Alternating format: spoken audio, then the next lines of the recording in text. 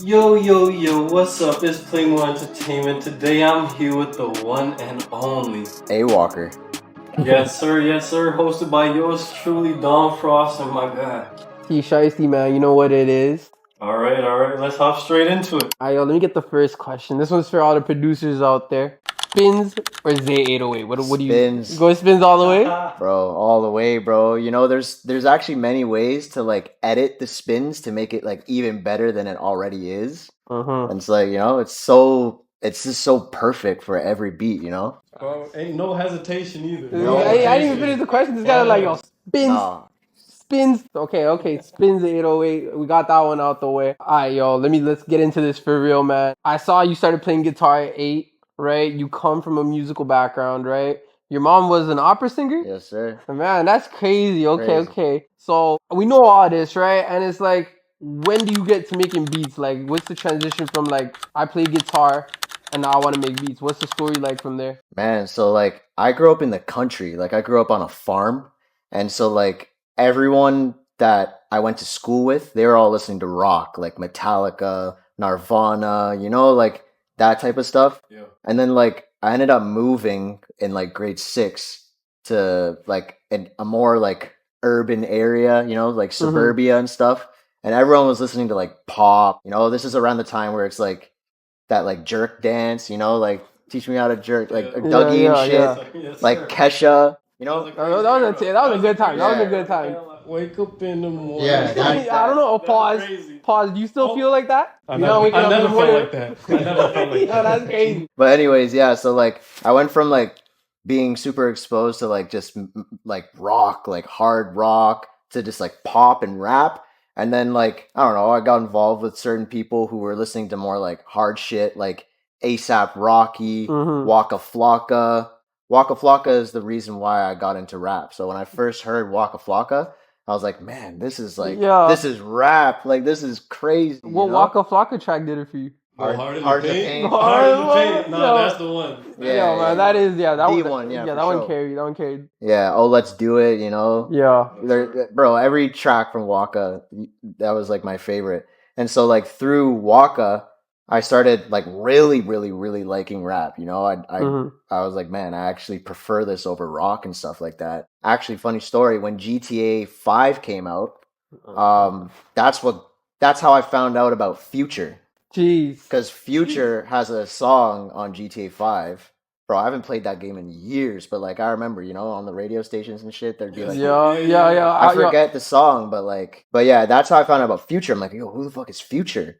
So I Googled Future, started listening to his music, and then literally within a year of finding out about who Future was, he dropped that Monster tape with Metro Boomin. And then I was like, Metro Boomin, like these beats are crazy. Like I was listening to these beats and I'm like, this is what I want to make. Like I was super inspired out of nowhere. I never downloaded Fruity Loops or anything. I never had any experience making beats.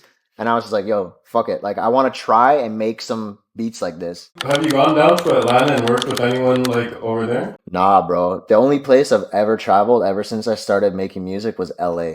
Just once. Literally just once. Who did you lock in with anyone over there? In LA, there's a couple producers and like a couple like kind of underground artists who are like have a bit of a buzz going for themselves, but like no one big or anything. I'm not like locked in with like, you know, Lil Baby or some shit, you know? Like was this recently or like 2 years ago? 2 years? Okay. Yeah. But anyways, to answer your question, the whole Metro shit, that's what inspired me to download FL.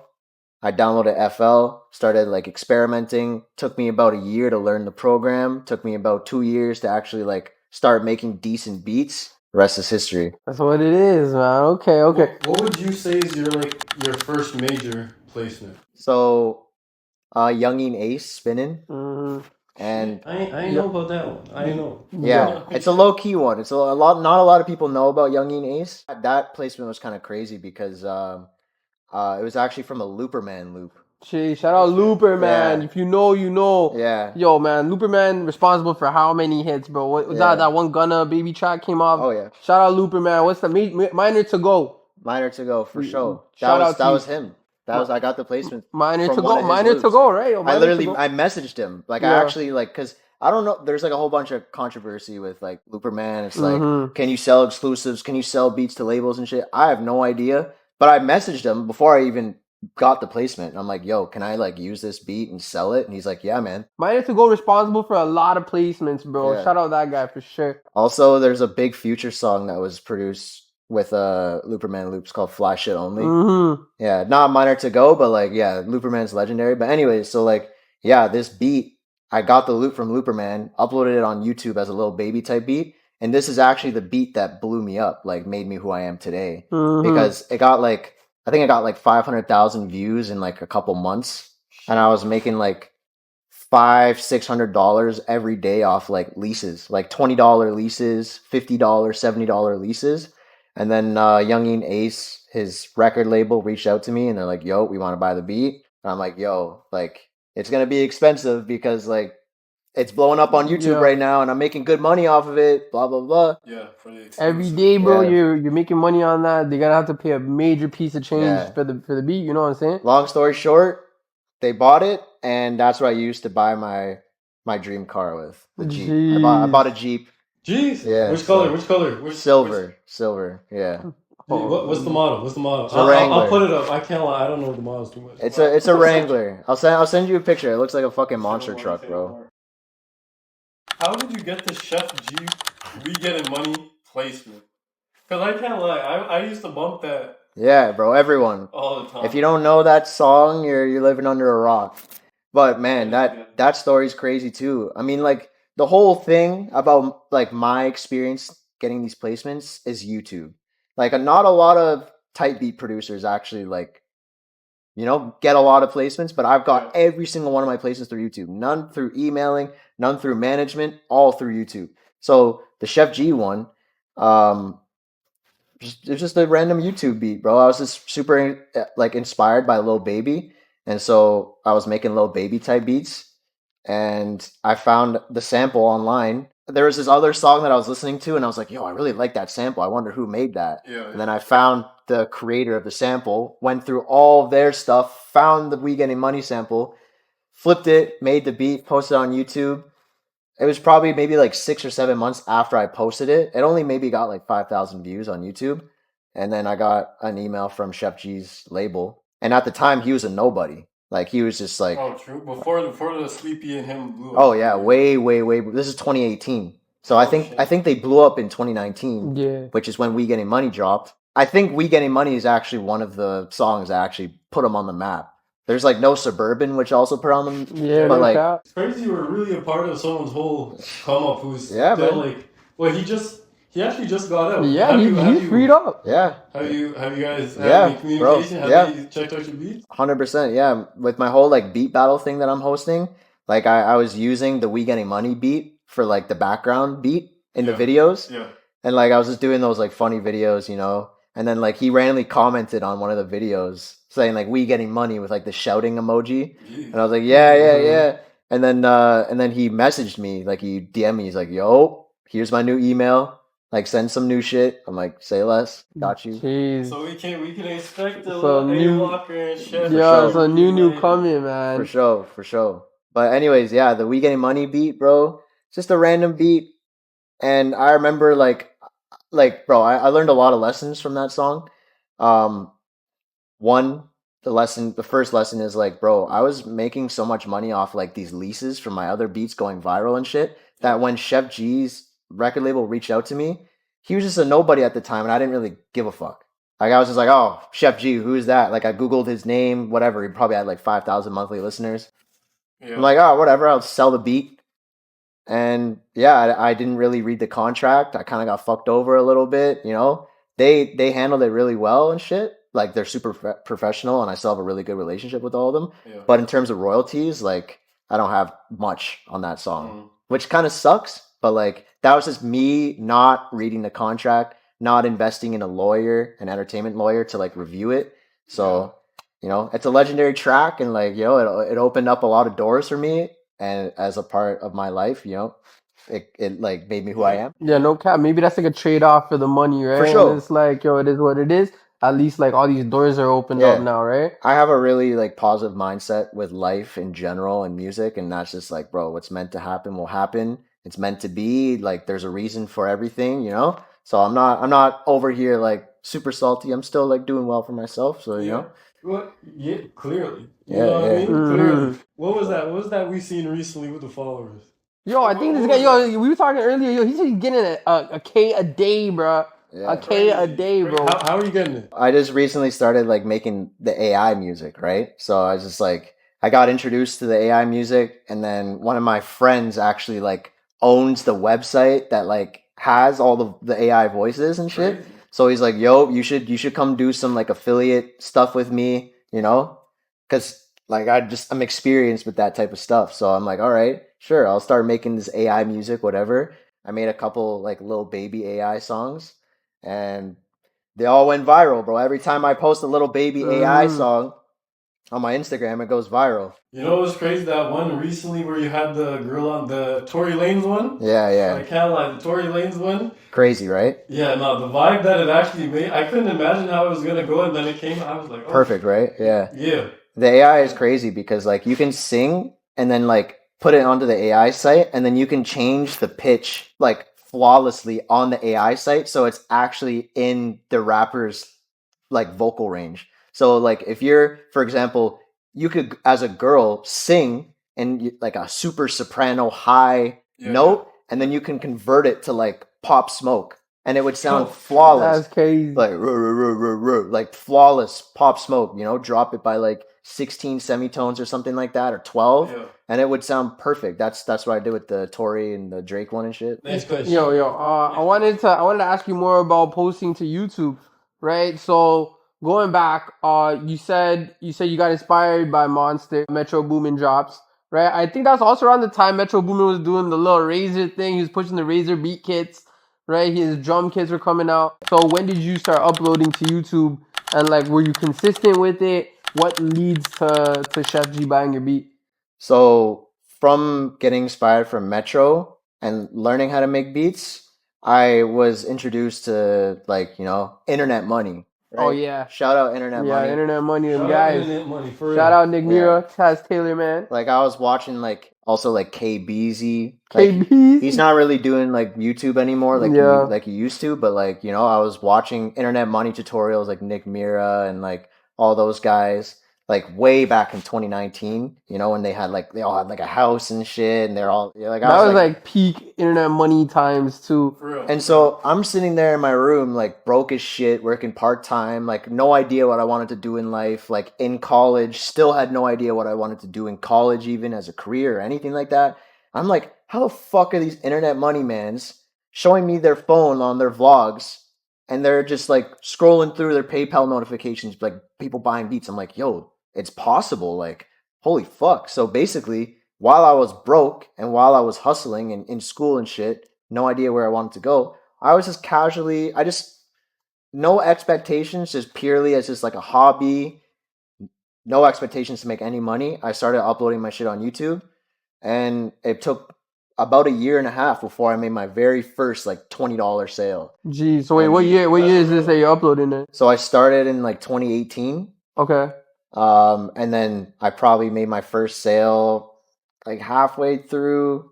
No, I started 2017, and I made my first sale halfway through 2018. And then it was like this. It was like just a straight line, no sales. And it was like first sale, and then it was just like 1,000 sales. Like, you know, it just came out of nowhere. So what's the feeling like knowing you're working part-time, you're hustling, you're in school, right? And you start getting 1,000 sales. Did you finish school? It's kind of a funny story. So, man, that feeling was crazy. To answer that question, that feeling was just like, because my parents, like, they were supportive, but like they never believed that I would make a career out of music. They're always like, aha, cool, you do music, whatever. You're still gonna need a job. Go to school, you know, finish your school. Yeah. And like I was blessed enough to have parents that paid for my college, right? So I didn't have to get like OSAP or like any type of loan or anything like that. So super grateful for them. But anyways, like to answer that question, I was in a 4-year business program, and I was in my third of 4 years. Damn. When I started making, you know, $500-$600 a day off my music. I only had 2 classes left of my 3rd year, and I was like, man, I was getting to the point where it's like I was making so much money in my sleep, like I could be focusing more on it as opposed to driving to school and sitting in class and like they're teaching me shit I already know. I'm already running my business. I'm already successful. Like I got to the point where I was paying my friends to do my homework, and it was like, man, okay, this is just a waste of my time. So, like I said, in my 3rd year of my 4-year business program, I was like, fuck this. I basically was like, I'd rather drop out. So I went to my like guidance counselor or whatever you call them in college, and I was like, yo, look, I'm making this amount of money. My business is successful. It's a waste of time for me to come to school. Like, what can I do here? And they're like, oh, you actually already completed 2 years of your 4-year program. Mm-hmm. So you can just graduate with that 2-year diploma.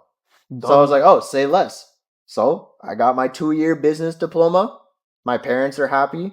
Although I wasted that whole 3rd year. Yeah. Whatever. You know, I just paid my dad, my mom, you know, the wasted tuition. Within like a week time span, I dropped out of school. Well, not dropped out. I still graduated. But I quit school. I quit my part-time job, you know, and I bought my dream car within a week. Yeah. Within a week. And that's what being consistent does, right? Well, yeah, man. Bro. Ever since 2018, I've been uploading every single day. Every day. I have no expectations. I'm not like, you know, praying it goes viral. I'm just like doing it. Yeah, every single day. Every single day. If you check my YouTube, I uploaded yesterday. Probably gonna make an upload after this, you know, interview. Yo, I have a question about your uploads. You upload beats with hooks. Yeah. Where you getting the hooks from, bro? Who's doing these hooks? Man, so I mean the story with the beats with hooks, I had this artist, his name was Melly X 413. I think that's actually his like artist name. But anyways, he used to buy my beats when I was going viral off like the little baby guitar beats and shit. Mm-hmm. And he would send me his references and I'm like, yo, this guy actually sounds like really similar to Little Baby. I'm like, yo, I wonder if I could sell a beat with his hook on it and like market it as like a Little Baby type beat with hook, right? Because Little Baby was trending. Mm-hmm. And so, yeah, I was like, yo, here's my idea, blah, blah, blah. I saw a couple other YouTube producers doing it and shit. Yeah. So I was like, fuck it, I'll just try it. And then, he sent me this vocal on one of my super old beats. And I think right now it has like 800,000 views. Shit. When did you upload it? 2018 or 2019. True. So, are all of the ones you've done with is it an actual person? All of them? Every single one is an actual person. But through the success of that first one that I uploaded, it's called Phases. If you go on YouTube, type in AyyWalker Phases. The success from that one was like, okay, I gotta start tapping in with more talented people, you know? And I'm like I said, I'm super just like respectful and like just chill and like, bro, no matter who you are as a person or artist, as long as you're nice to me, as long as you're respectful, talented, we're working. I'm not gonna charge you for shit. I'm not gonna like tax you. I'm not gonna press you, whatever. So it's like I built a lot of connections just through like being super like, you know, just humble and nice and stuff. Let's why not win together? You can't be a one-man army. And there's no one who's ever won as a one-man army. Yeah, exactly. So like, yeah, I met up through that beat with Hook. I had a lot of people like emailing me saying like, yo, I want to do this too. Like, how can I blah, blah, blah. I'd send beat packs out. But lately in the last couple of years, I've been trying to tap in with more like Toronto artists as opposed to just like everyone else in the whole world because like, I don't know, I like the idea of supporting my city, you know? Who's been your favorite Toronto artist to tap in with? Probably Bushman. Bushman. Yeah. Shout out Brampton. I produced like probably 4 or 5 of his tracks, but my favorite one personally is called Govey by Dr. Bushman. Yeah. I thought it was going to be like a Toronto anthem. Like when I first heard it, when he first played it for me, I was like, bro, I'm going to be walking down the street and someone's going to be blasting this shit in their car. And I'm like, I already know, but I don't know. It didn't really blow up like I thought it would, but Drake still shouted out the whole album. Like Drake posted the album and I have 4 songs on that album. So that means Drake heard one of them. Drake's definitely listening. He's tapped in. Yeah. Yeah, I fuck with Bushman, especially because like now I'm pretty sure he's not even like in Toronto, which is like in my opinion like the proper thing to do, you know? Like you blow up here and then it's like okay, time to like expand and go like global. I'm pretty sure he's in like fucking New York or Atlanta now. He's doing it the proper way. He's not just like trying to be known as a Toronto rapper, right? Yeah. Yeah, the goal is to be known as a rapper from Toronto. Exactly. You know what I mean? Yeah. It's like this is just my background. Yeah. But I can spit all sorts of ways. Like, yeah. How do you want it? That 2018 James Harden. How do you want it? I fuck with his vision, you know. Do you like to work at your home studio more, or go to actual studios with artists? Do you like to cook up with them? Yeah. So I actually prefer to just cook up in my studio.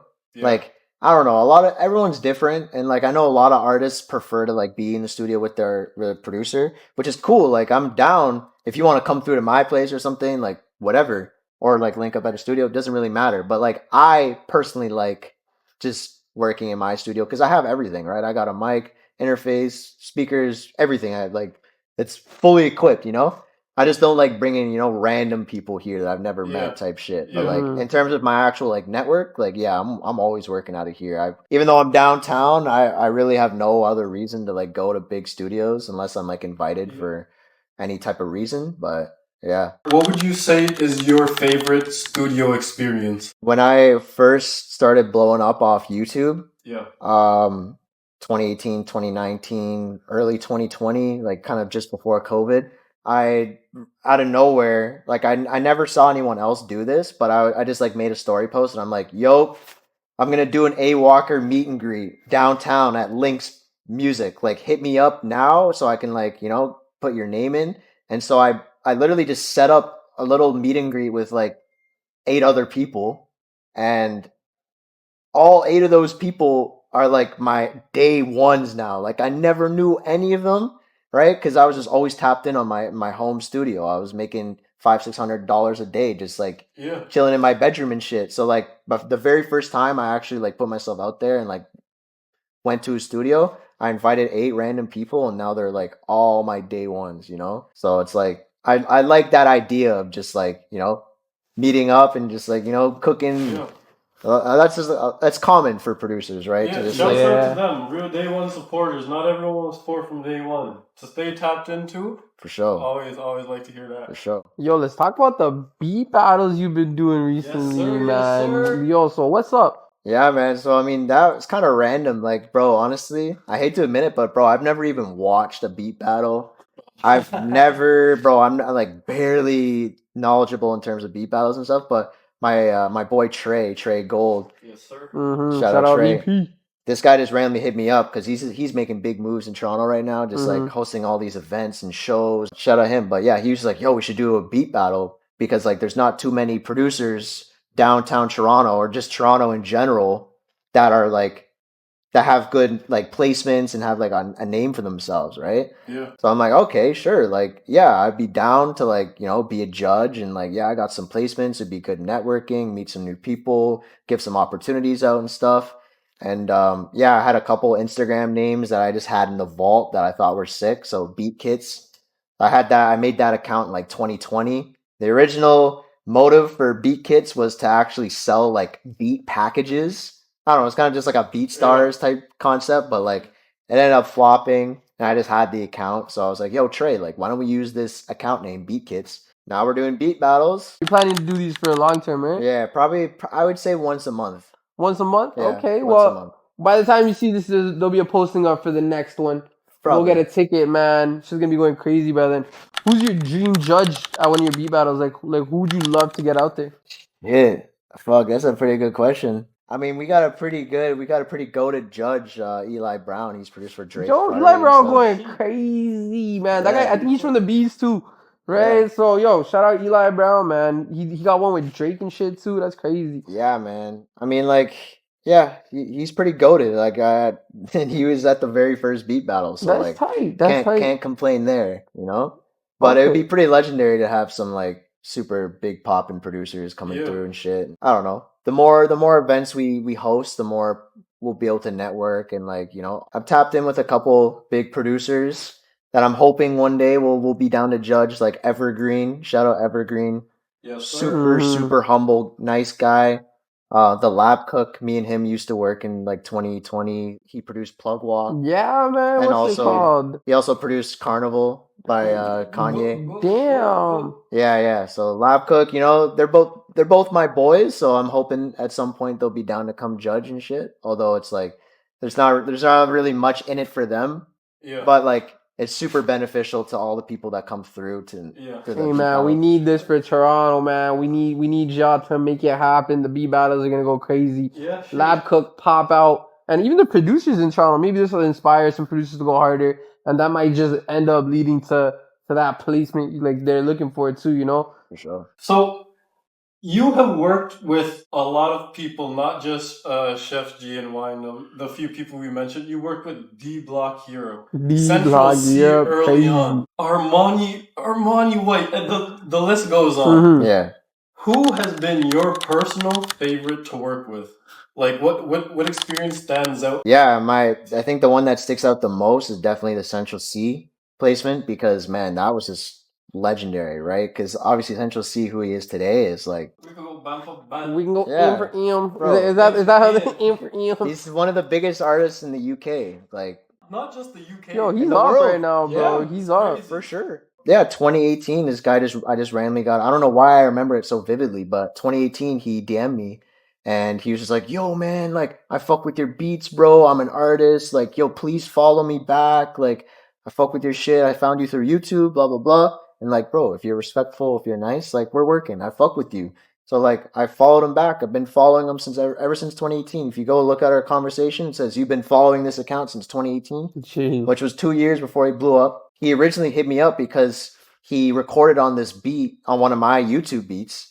And the YouTube beat I actually sold literally 3 days like before he DM'd me exclusively to someone else. Yeah. So I'm like, yo, bro, like my bad, like I'm so sorry, but I sold it. But I'll remake the beat for you. I'll put your vocals that you recorded already on a new beat.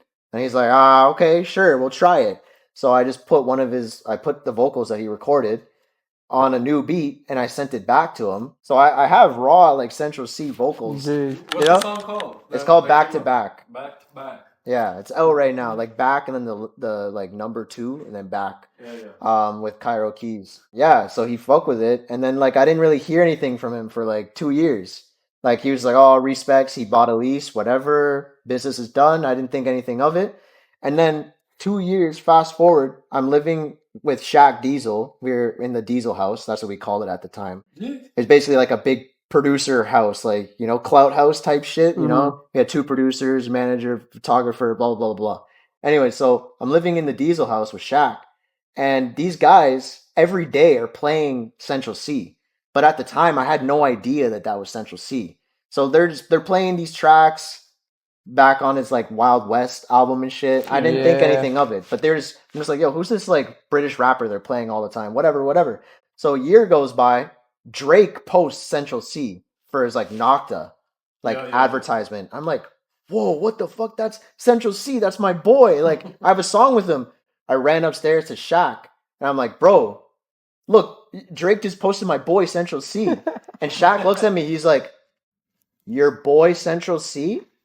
What are you talking about? And I'm like, yo, I have a song with him from 2018. He's like, bro, we have been playing Central C in this house for the last year, and you're just telling us now you have a song with Central C? I'm like, yeah, so what? And Shaq's like, bro, Central C is fucking blowing up right now. And I'm like, what, really? So I literally tapped back in with him. I'm like, yo, what the fuck? It turns out, yeah, he just went super viral over that like 1-2 years like time span where we weren't really like contacting each other. Yeah. I guess throughout that time, he like started cleaning his Instagram up and unfollowed a bunch of people, including me, unfortunately. But I still have his email, his number. He still responds to my DMs. He still opens my emails and shit. But that day, that Shaq was like, bro, what? Like, I literally ran downstairs and just started making drill beats every day. I'm like, yo, I gotta get this placement again. Ever since 2020, I probably make 1 drill beat per week, and I send it to Central C every week. And he still opens my emails. So fast forward now to 2023, last year. Yeah. My boy works at Valve building the stages. And I was like, bro, Central C is going to be there. Yo, could you possibly like help me, you know, like meet him, like trying to shake his hand and like see if he remembers me. And he's like, all right, say less. So he like got me like a staff pass. I basically got snuck in, which is pretty crazy. I was waiting backstage for Central C to like finish his performance and shit.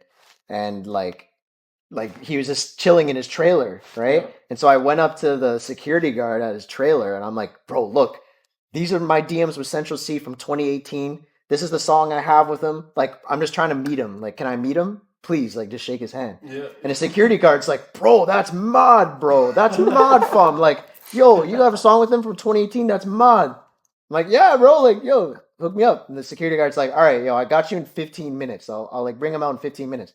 So I wait 15 minutes, nothing. 30 minutes, nothing. 40 minutes, nothing. I'm like, oh, fuck. Like, Yeah. I don't want to be beg and like go back up and be like, yo, where is he at? You know, I'm not trying to be like that. I'm not trying to be like a fan or anything. Yeah, that's not a fan out. Long story short, another staff member of Veld walked by and they're like, yo, who the fuck is this kid? And they started pressing me. They're like, yo, who are you? Who are you with? And I like fumbled. And I was like, oh, I'm with the artist. Like I just told her I was with Central C. Because for some reason I thought I could like show her my DMs with him and like she'd believe me. But she's like, you don't have an artist pass. And so she kicked me out. So I was like, fuck, I waited all day to meet Central C. I got kicked out. So I get kicked out. I turn around. I look. I see she like finishes her shift and like daps up another security guard and she leaves. So I'm like, oh, say less. Got my staff pass. Walk past another security guard. The new security guard didn't think anything of it. Boom, boom, boom.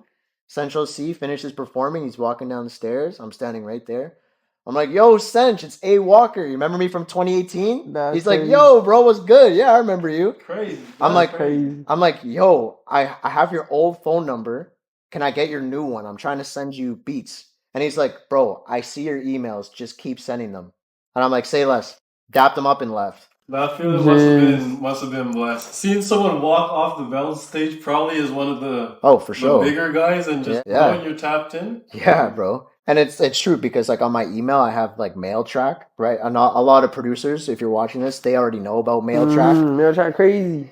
Like that's just mail tracks, so you know if you're wasting your time emailing people, right? Because you could be emailing Central C and he might not even be opening your beats. But getting that notification saying that Central Seed has opened your email, every time you send it, you know you're not wasting your time. And it tells you when they open it again. It's like, yo, you opened it twice. Yes. And the first time it opened, it was like 5 seconds after you sent it. Yeah. And it's like, yo, it tells you right there. Ever since 2020, ever since I found out that he blew up out of nowhere, like when I was in the Diesel House, been emailing him, like I said, once a week, probably a new drill beat, and he opens all of them.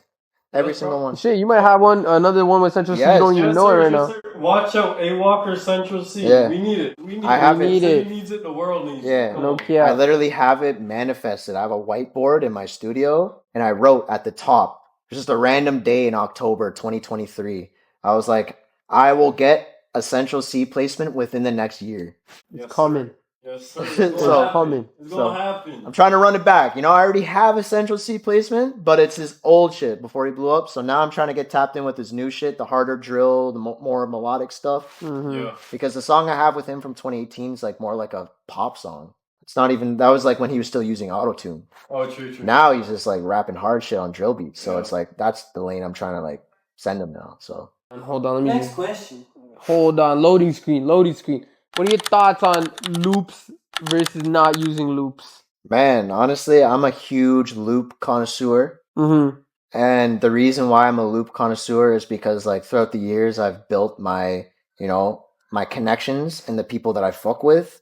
And like, bro, I love, you know, working with people and giving people opportunities. And with the connections and the placement opportunities I have, it makes my life so much easier just working on a loop with someone that I know and trust and I've done business with in the past, right? Even people that I don't know personally from Toronto. Like I know a couple producers from Atlanta, for example, and I've sold exclusive beats with them and I know they do good business. Yeah. Bro, every time I have an opportunity, every single time, I immediately go to them first. Yeah. Go through all their shit, try to find something, boom, boom, boom. Loops, that's the way to go. If I have an opportunity, for example, Sheff G, a week ago, he's like, yo, send me some shit now. I'm in the studio now. And I'm like, fuck, I don't even have any like Sheff G type beats. So I'm just like, boom, boom, boom. Went through all my connections, all the people that I fuck with, looked at all their loops, made 3 solid beats, sent them off right away, same night.